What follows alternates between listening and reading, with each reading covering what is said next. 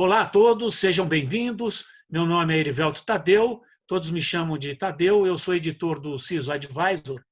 Para o bate-papo de hoje, nós convidamos o Paulo Godoy. O Paulo é Country Manager da Pure Storage, empresa de soluções de dados, que fornece, entre outras tecnologias, a tecnologia de armazenamento. Paulo, muito obrigado por nos atender. Boa tarde, Tadeu. Obrigado, a vocês aí por essa oportunidade de conversar com você, com o Brito e com todo o seu público. Boa tarde, Paulo. Para me ajudar nessa conversa, está aqui o Paulo Brito, o PB, também editor do CISO Advisor. Olá, PB, como vai? Fala, Tadeu. Vamos conversar aqui com o Paulo Godoy, que é o cara que entende de storage. Ô Paulo, é um prazer te receber aqui. Eu queria iniciar esse nosso bate-papo colocando a seguinte questão. Já se tornou lugar comum a ideia de que os dados são o novo petróleo, né? Nós já temos tecnologia para refiná-los, mas não adianta nada a gente estar com posse dessa riqueza se a gente não souber como tornar ela segura, né? O que eu queria saber de você, na sua avaliação, em que situação as empresas brasileiras estão em termos desse armazenamento, dessa segurança desse dado? Legal. Bom, esse é um tema que, né, não só é amplo, como ficou ainda mais urgente aí dentro desse contexto da pandemia, sabe, Tadeu? Na medida que todo mundo foi arremessado, né, para dentro de uma solução de acesso remoto, né, para sistemas aí nesse momento que a gente está passando, todas essas questões de como que os dados estão disponíveis, como você acessa, abre um monte de brechas para problemas de segurança. Então, toda, né, essa superexposição que aconteceu nesse momento, né, das pessoas acessarem de casa a infraestrutura de sistemas e dados, gerou mais uma demanda em cima dessa questão de como proteger os seus dados numa situação de ataque ou de um ataque imediato ou um ataque que tenha acontecido. A Pure, só para enfatizar, eu não sou uma empresa de segurança cibernética dos dados, eu não faço cybersecurity, mas toda essa questão de como você armazena o dado está muito relacionado, né, com todo esse mundo da transformação digital, que traz novas necessidades de volumes de dados gigantescos que podem ser atacados.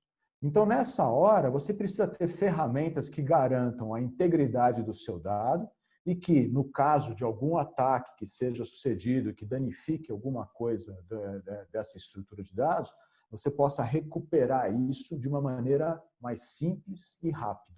E isso a gente fez já, tem aí alguns casos, inclusive, principalmente em cima do mundo, né, de ransomware, que foi uma febre que aconteceu agora recente.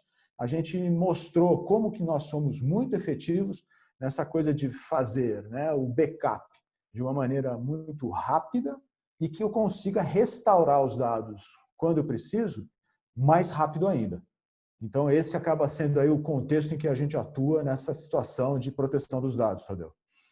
Ô Paulo, mas me diz uma coisa, nesses ataques, você citou os ataques de ransomware, principalmente agora, nessa época de isolamento social, em que as pessoas estão trabalhando em casa, mas o que se verifica nas empresas, pelo volume de ataques que a gente tem verificado, tem assistido aí nos últimos anos, é que elas têm grande dificuldade aí, ou não têm uma estratégia para esse armazenamento, esse backup, porque você vê muita empresa grande, inclusive, pagando resgate para esses hackers, não?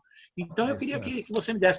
As empresas, a cultura das empresas em relação ao armazenamento e backup ainda não é uma cultura muito arraigada? Ela é exatamente isso que você comentou, Tadeu. É incrível, porque as contas se fecham de uma maneira simples, né? É quase como fazer um seguro. É difícil essa cultura da proteção enquanto a porteira não foi arrombada, né? Então, a cultura do backup ela está evoluindo, inclusive, de uma maneira muito rápida. Já é difícil de ter a cultura e você ainda tem que acompanhar as inovações tecnológicas. E é nessa hora que eu sinto que existe uma lacuna aí no mercado de entender o que são as ferramentas novas disponíveis que o cliente pode usar de uma maneira muito simples e muito efetiva na hora da proteção. A gente se posiciona muito nisso, a gente tem aí alguns recursos que são meio tradicionais do mundo de armazenamento de dados, que fazem, né, fotografias, por exemplo, em cima do seu ambiente de dados, que não consomem espaço e garantem a proteção daqueles dados pela política de proteção que você quiser. Ele não tem custo adicional, ele não impacta na sua infraestrutura em nada, nem em armazenamento adicional e nem em desempenho da solução, e garantem essa solução estar segura contra um ataque desse tipo, como o de ransomware. O problema realmente é cultural e de, talvez, estratégia e de arquitetura, que é uma coisa que, no caso de infraestrutura, às vezes fica relegado a um segundo plano, a um segundo estágio. O cliente final ele acaba preocupado com os sistemas de proteção enquanto soluções de proteção de invasão, evitar que isso aconteça, só que você evita o máximo que você pode, mas eventualmente ele vai acontecer, e nessa hora você tem que ter um plano de recuperação. E a gente tem uma solução pronta, disponível para isso, mas que acaba sendo desconhecida pelo grande público em geral. E isso eu sei que não é, né? A Pure tem todo um posicionamento diferenciado em cima disso, mas eu sei que outros fabricantes também têm e acho que todos enfrentam um pouco desse desconhecimento do cliente final em cima dessas possibilidades com a sua infraestrutura de dados. Eu queria perguntar uma coisa para você, Paulo, que é o seguinte: alguém contrata uma plataforma qualquer, seja em nuvem, ou contrata um servidor, ou contrata uma storage, dá a impressão, às vezes, de que é uma coisa que o cara compra, paga e quer esquecer. Agora, ele só vai lembrar disso quando vier uma falha, tá certo? Eu estou entendendo que hoje a Pure Storage trabalha exclusivamente em estado sólido, ou seja, tudo é flash, tudo é memória em estado sólido. Quanto que isso aperfeiçoou a garantia do armazenamento, a garantia do storage? Puxa, pergunta bacana, PB. Então, assim, me avisa até se a resposta ficar muito longa. Mas, primeiro, o flash foi uma revolução no mundo de armazenamento de dados, que mudou uma tecnologia muito antiga, que era o disco, que estava causando limitações enormes para o desenvolvimento da transformação digital. Então, todo o valor do dado, como o novo petróleo e tudo mais, ele estava antes engargalado em cima do disco, que não conseguia entregar o desempenho que você precisa, tanto em termos de rapidez, quanto volume de dados que você trabalha, e também em questões de energia, espaço, refrigeração do data center, que já não aguentava mais as condições de trabalho do mundo do disco. Então, o flash já trouxe esse primeiro avanço que teve que superar principalmente a barreira do preço.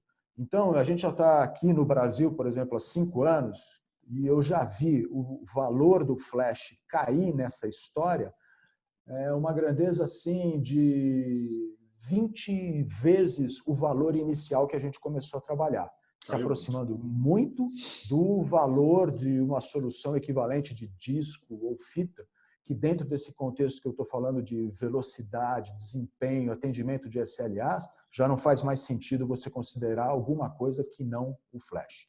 Ter nascido em flash trouxe para a gente uma série de benefícios, principalmente em termos de posicionamento da solução, que traz aí alguns benefícios de experiência do usuário, que é o próximo capítulo dessa questão de como que o flash acelerou e mudou.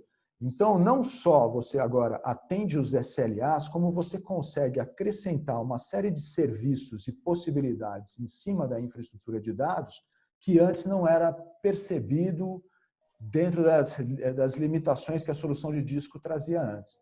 Então, a gente conseguiu construir a nossa solução já nesse modelo de uberização dos recursos.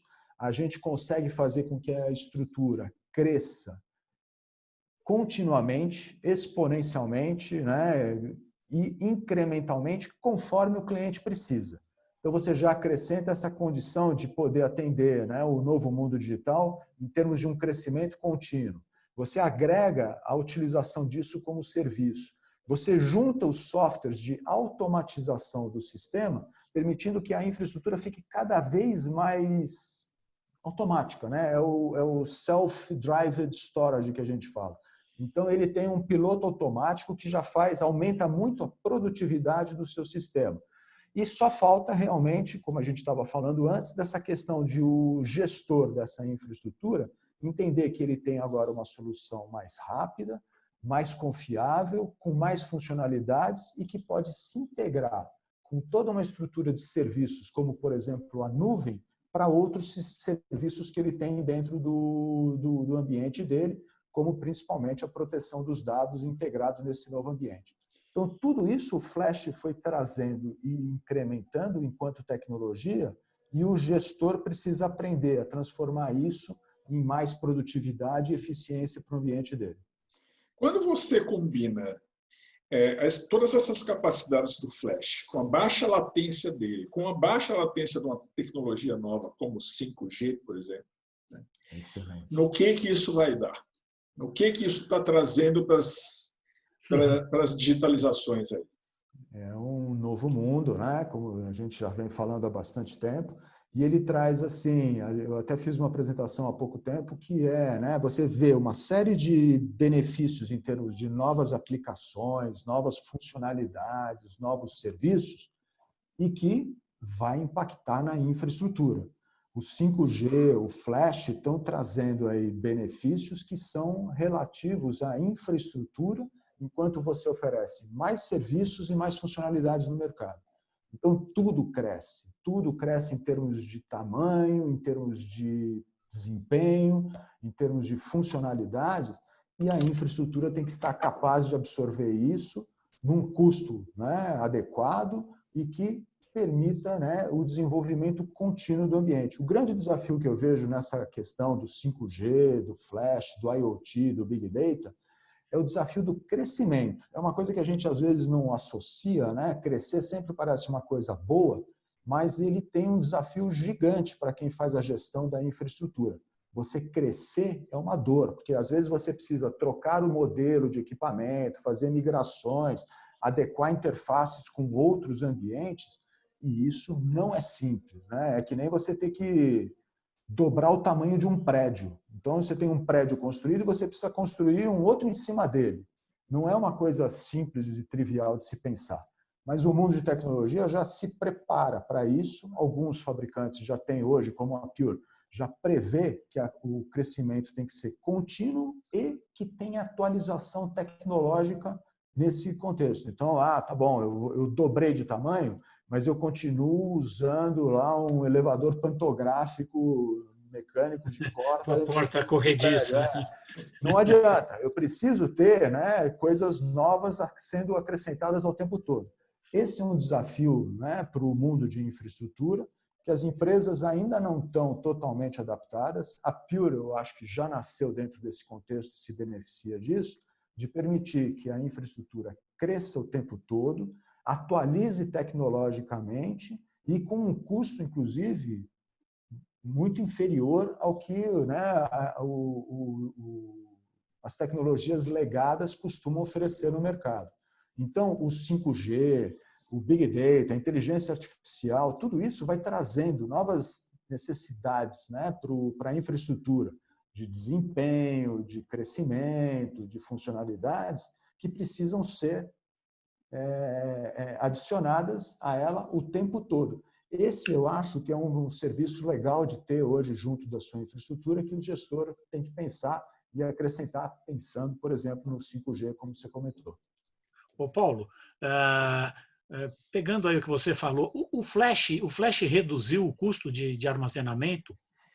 É uma redução significativa? Se é que tem a redução?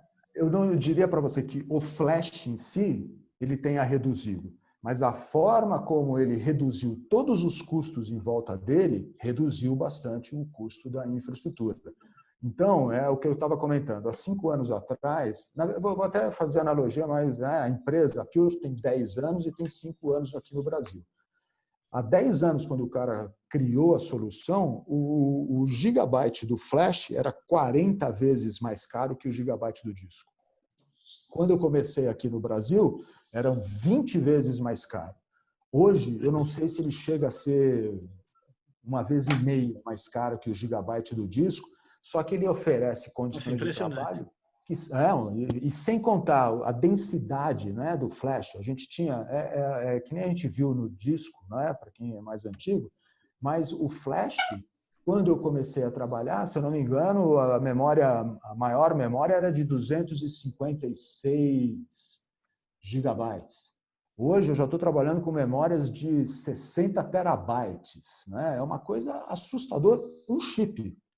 Ou seja, a densidade aumenta muito, o custo por gigabyte reduz, o consumo de energia, o consumo de refrigeração e espaço cresce assustadoramente, mas tem mais, né? Não liga ainda.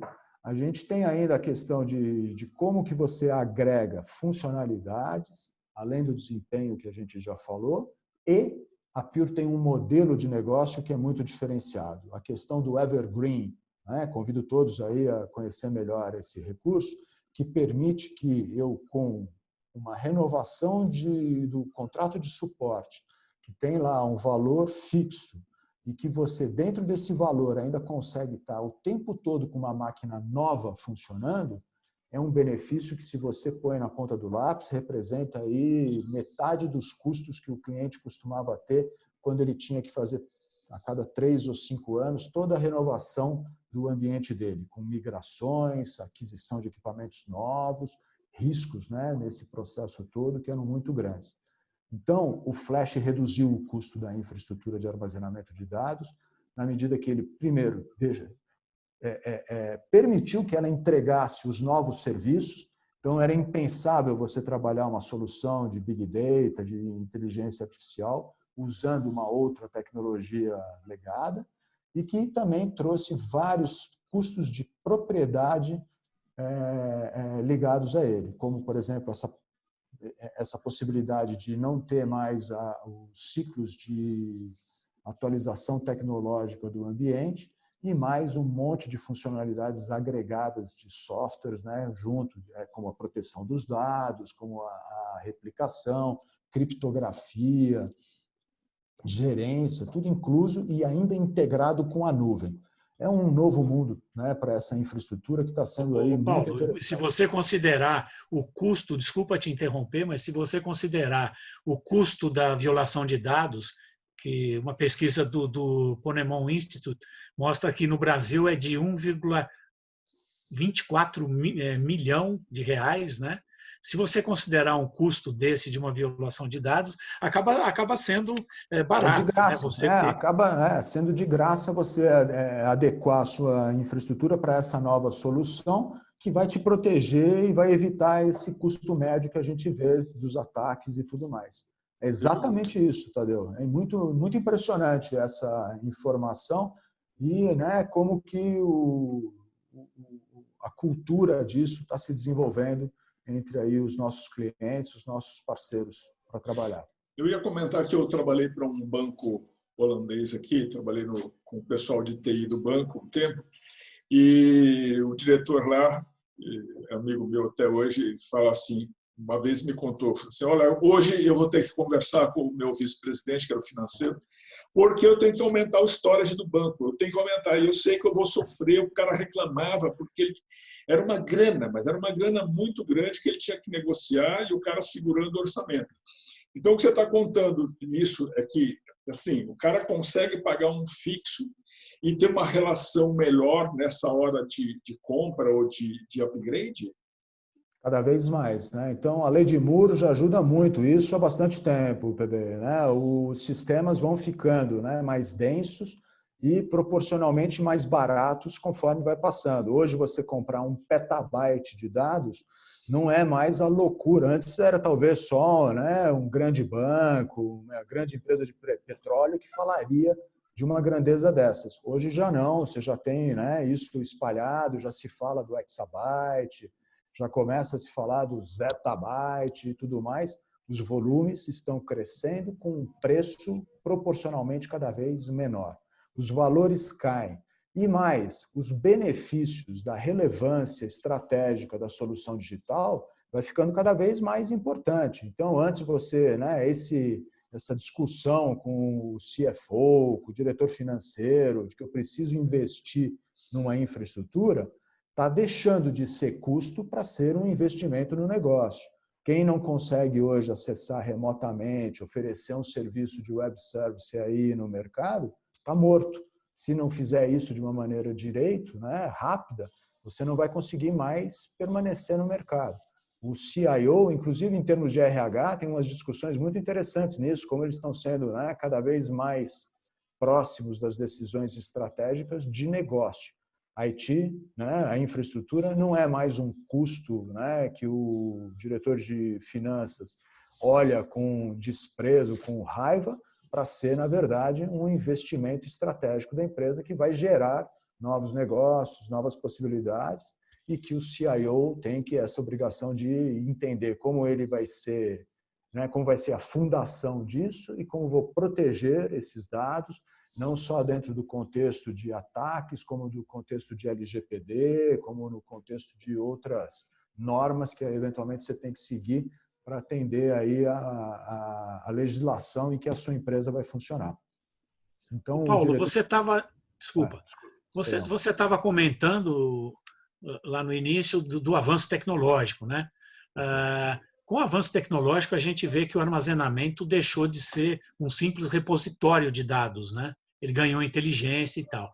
E agora nós temos aí no Brasil, que agora foi adiado, inclusive, para agosto do ano que vem, a Lei Geral de Proteção de Dados, né?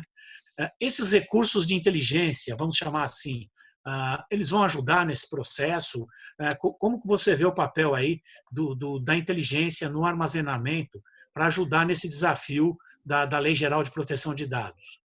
Quando você fala em inteligência de armazenamento, para mim, que sou do ramo, eu tenho dois vieses nisso daí, Tadeu. Primeiro, a gente usa inteligência artificial no nosso equipamento. Conforme ele fica cada vez maior, com mais coisas atreladas, com uma rapidez que ninguém mais consegue humanamente fazer a gestão, a máquina tem que fazer a gestão dela mesma. Então, a gente, né, adicionou muita coisa de inteligência artificial na gestão do equipamento para fazer ele funcionar de uma maneira mais inteligente e se proteger de uma maneira cada vez mais inteligente. Só que daí também tem a outra, né, o outro viés, que é a inteligência artificial, que traz demandas do mundo digital, da infraestrutura de dados, que o storage tem que atender. E isso tem se mostrado uma relação vital e cada vez mais importante. Você fazer a inteligência artificial funcionar depende de volumes enormes de dados com qualidade que tem que ser usados para fazer os serviços funcionarem. Então, isso tem trazido desafios, como eu falei, de crescimento, porque os volumes de dados são muito grandes, de gestão da qualidade desses dados, que traz aí também uma série de desafios para o gestor de infraestrutura para, né, qualificar os dados e fazer eles deixar de ser um dark data para ser um clear data, para ser usado nas aplicações, e que traz benefícios impressionantes aí, desde do segmento de saúde, financeiro, educação, tudo isso que a gente está vendo que está mudando a vida de todos, né, e que o dado vai ser fundamental nisso tudo. As empresas estão preparadas aí para a lei geral? Você, do seu feedback, eu sei que seu feedback no mercado, ou estão se preparando, pelo menos? Eu vejo até o seguinte, todos estão prestando atenção nisso, Tadeu, todos estão. Eu vejo muito o LGPD muito parecido com uma analogia com a ISO 9000, como foi para o mundo da indústria há alguns anos atrás. Ele vai trazer normas que, né, as empresas vão esperar trabalhar com normas como essa operando, que nada mais são, né, nada mais reflete do que uma higiene do seu ambiente de dados. O que está se fazendo é estruturar isso e cobrar que as empresas façam desta maneira.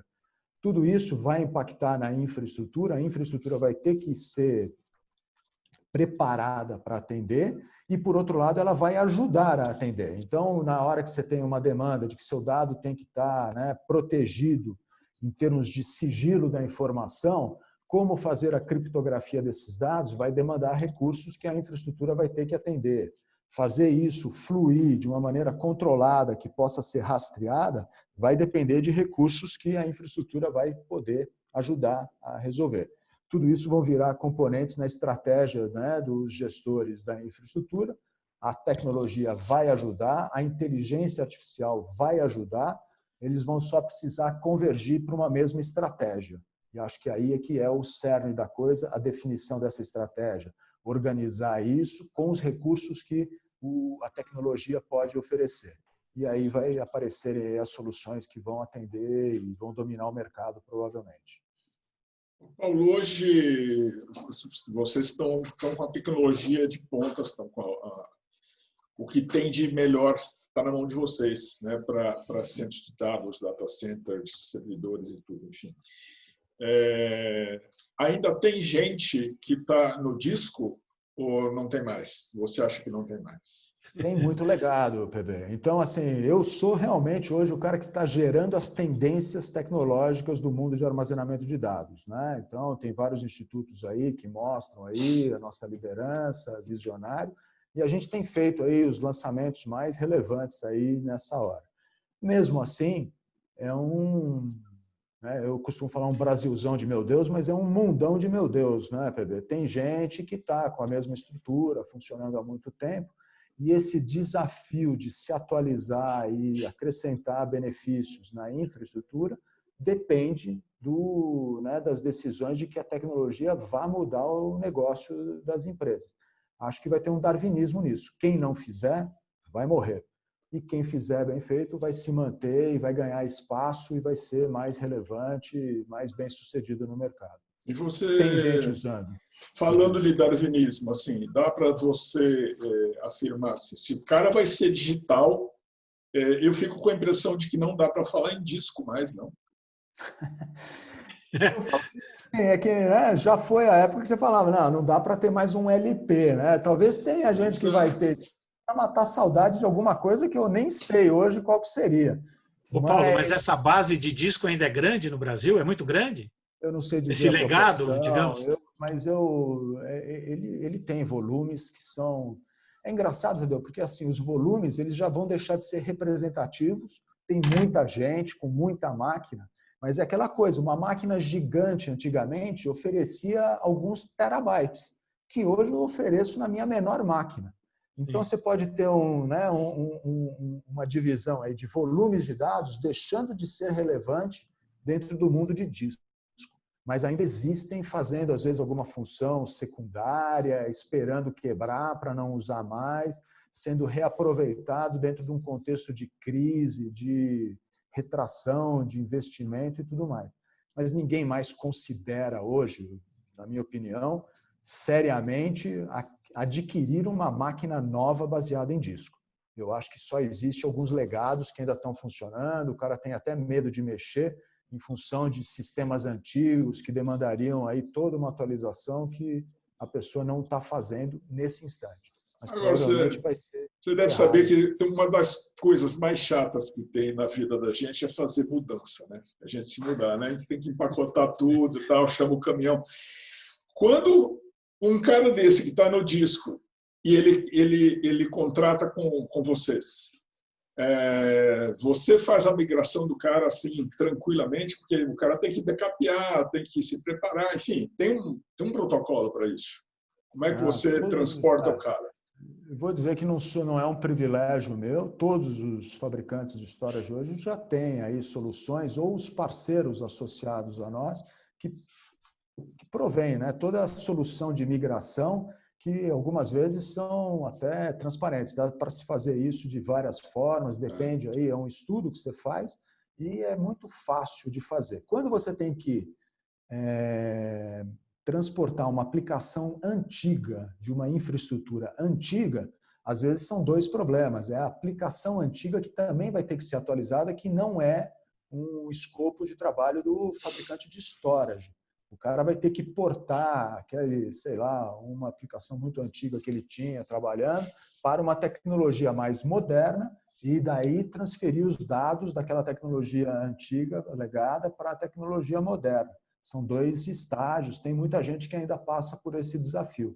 Mas a parte de migrar os dados de um equipamento antigo para um equipamento novo é muito fácil e dentro da Pure ainda a gente tem ainda uma outra característica que é aquilo de nunca mais Depois que você estiver dentro da PIL, você não precisa mais fazer isso, porque ele vai acontecendo continuamente e totalmente transparente para o cliente. Mas daí é uma particularidade nossa. Beleza, valeu. Muito bom, muito bom. Ô Paulo, olha, eu queria te agradecer muito aí a sua Eu que participação. agradeço, Tadeu. Obrigado você também. Foi muito legal, bem esclarecedor. Espero que o nosso telespectador aí aproveite bastante, tem informações riquíssimas aí que você passou para a gente. E fica aberto aí para você fazer algum comentário aí final. Duas coisas então. Primeiro, se alguém ficou com alguma dúvida, quiser algum esclarecimento adicional, por favor, não passa à vontade não, liga para a gente, estamos sempre à disposição. E aí a semana que vem, inclusive, não sei aí a data de publicação, a gente vai ter o nosso evento global que vai apresentar mais algumas novidades aí para o mercado e que ficam todos convidados a participar. Vai ser digital, então vai ser fácil de acompanhar. Você poderia adiantar alguma novidade aí de storage que vem aí? Tem sempre aí alguma novidade aí de tamanhos e velocidades. Tem aí todo um lançamento que a gente estava fazendo de uma versão nova do nosso software e principalmente mostrando aí alguns grandes cases aí que a gente tem feito no mercado. Eu vou deixar um pouquinho de surpresa para as pessoas verem aí durante o evento. É o Legal. Accelerate, né?